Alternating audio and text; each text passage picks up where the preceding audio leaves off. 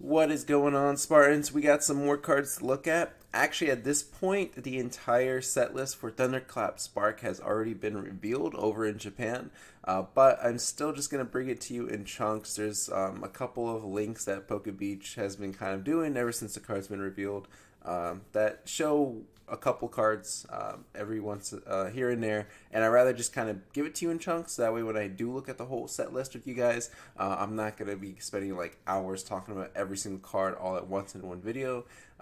It'll just kind of help shorten that a little bit. So I'm just gonna show you a few more cards from here. Some really awesome cards. I'm actually kind of intrigued by, and definitely one card that I'm gonna be looking forward to put into a deck, but. Let's go ahead and get started. Actually, starting with an interesting, unique card that's kind of causing some theory. What was it? Conspiracy makers or whatever, kind of talking about the whole Ditto Mew theory.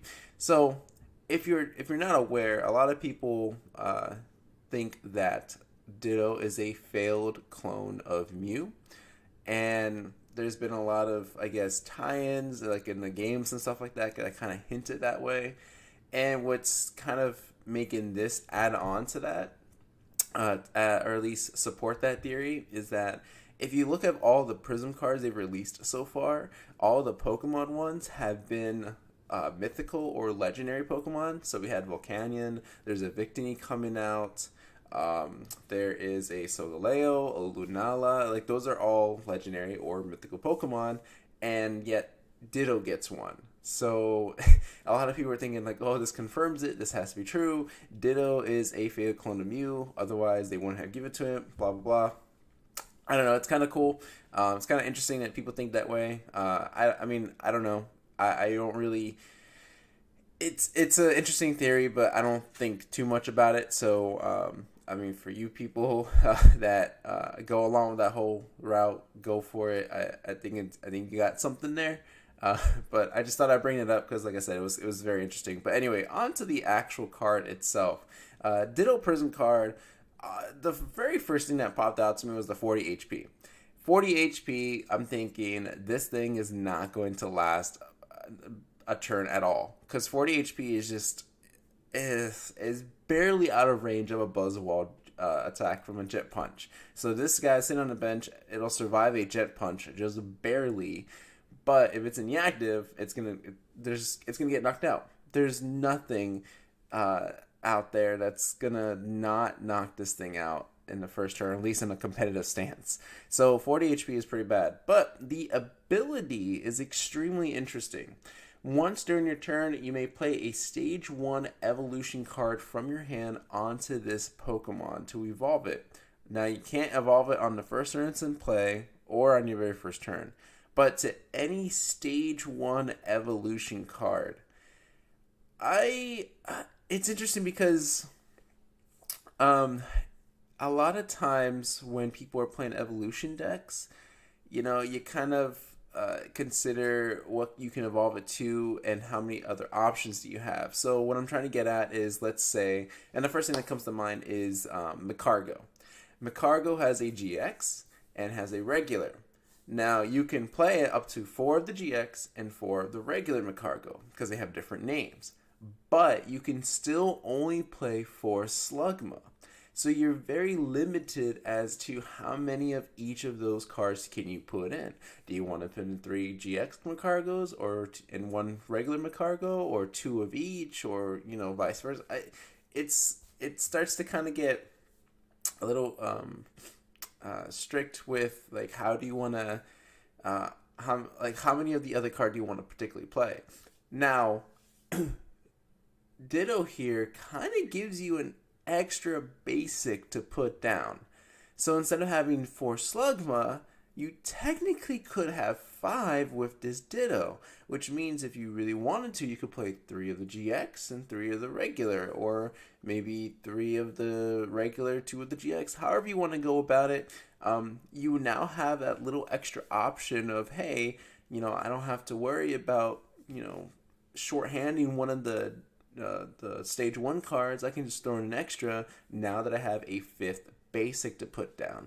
And so I think that's where Ditto really shines, is obviously in evolution decks, but I think, really heavy evolution decks. The only other example I'm thinking of, and maybe you wouldn't consider playing this in an evolution deck, is an Espeon Garbodor deck, or an Espeon Drampa deck, where you don't necessarily need so many EVs or maybe even Trubbish. We are going to be in post rotation soon where the ability lock Garbodor is not going to be a thing. It's not going to be in standard anymore. So you could just focus on the Trash Lanch, but you don't necessarily need a Ditto for that. I really think that Ditto shines where you are playing the same the same evolution tree here, but you're torn between the GX card and then the regular. So if we were still if we had this right now, Zoroark decks could play more of the regular Zoroark as opposed to the Zoroark GX, if they wanted to, or maybe do a 3-3. It depends, because now they have a fifth Zorua in a sense to play. So it does add a lot more strategy to certain decks, and it will be played, definitely, for sure. A lot of I think if people are going to be playing stage 2 decks, they're definitely going to add a Ditto, so they have that extra little basic there.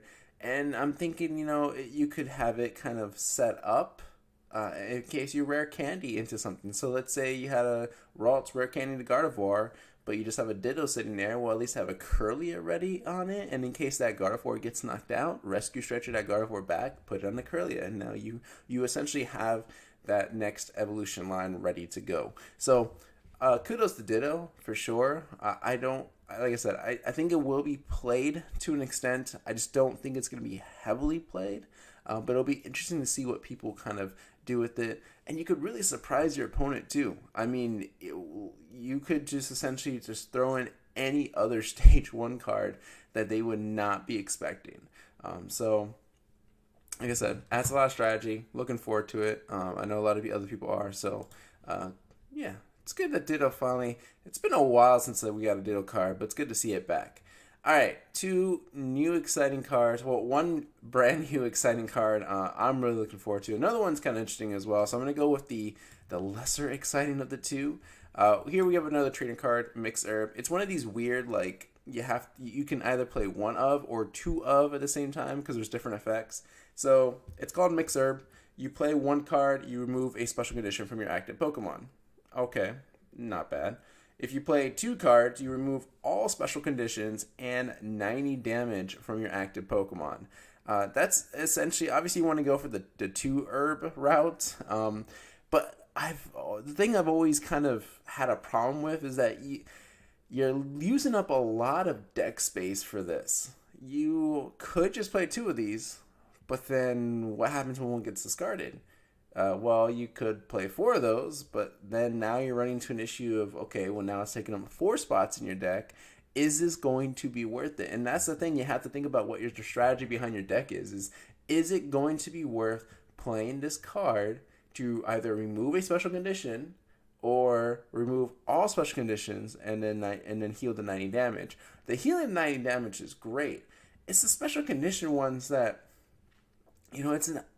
there are special conditions that affect us, like paralysis and what's the other one? Maybe being asleep, prevents us from retreating, but that's why there's a skateboard. Plus, your skateboard gives us 1 less free retreat cost. So you have to kind of consider, is it worth it? Because, you could just, once you retreat and all your special conditions are gone. Mix Herb is interesting, but I don't think it's something that we need right now, unless in the format we are extremely special condition heavy. Mix Herb isn't really going to see it much. You could just kind of hold on to a couple just in case. Maybe work on your deck. I know for Zoroark decks, the Puzzle Times work very well. In Sylveon decks, again, Puzzle Times work very well. But I think we have another one of kind of these cards, but doesn't get really played that much. And I know we're getting more too. I think there's a kind of like a counter catcher type of card coming out soon. But like I said, I don't really feel comfortable spending up so much of my deck space in order to add something like that, especially if I don't see like an immediate like this is a situation where I'm in all the time. I'm gonna need a certain type of card. Yeah, it's not likely, but keep it in mind. The one card that I know is going to see a lot of play, because this is a crazy, crazy card. So in the rotation right now, we have cards like Oranguru and Octillery that are good draw support engines. The issue is that we're losing Octillery. Octillery was really good in the sense that we got to draw up to 5 cards in our hand. So it was great. We had no cards in hand, draw 5. You had 2, draw up to 3. You know, obviously, it was good. It was played a lot, and it was definitely worth it. Problem is, post-rotation, we're not going to have Octillery anymore.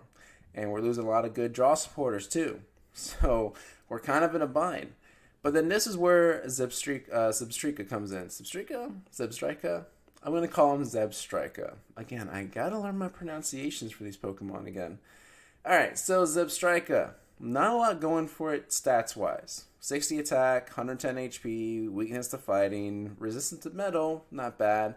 The best part of this is its ability. Fast break. Once during your turn, you may discard your hand and draw 4 cards. I don't see a problem with this ability at all, and I think this is worth every deck space for it. For even if you do a 1/1 Zebstrika, I just feel like you have to do it. You just have to put this in there. If you're ever playing Octillery, you put in Zebstrika, and there's your next draw support. Yeah, people are going to say, oh, you have to discard your hand, but that's what we used to do anyway with Professor Sycamore. Professor Sycamore said you have to discard your entire hand to draw 7 cards. In this case, yeah, we're only drawing 4, but you're obviously not going to discard your hand if you got really valuable cards that you can't lose, or if you can't recover it. But if you can, like let's say maybe just water energies, or maybe even psychic energies, just discard them. And this is the assumption that you are playing Aqua Patches and Malamar to bring those energies back. Like, this is a really, really good Pokemon card. The ability is great. I really think it's going to be played in a lot of different decks. And I know in my decks, I'm going to consider the space for it just to see if I can get it. Just to see if I can fit that 1/1. Because again, if you are playing Octillery, you have the same amount of deck space to use for a Zebstrika. There is just no ifs, ands, or buts about it. Zebstrika is a necessity, is a must. Hang on to as many of those as possible because it's a very good card. So keep an eye out for that. Like I said, all of these cards come out in our Thunderclap Spark expansion, which is going to be released, I think, soon. I think this is right here. Set will be released in Japan on July 6th, and I think this is our November set, if I'm not mistaken. So, obviously, we still got Celestial Storm to wait on. It's about another month until we get some of those cards, until we get our official release for that one, and then a few more months for this lightning-themed set. But that's going to be it, guys.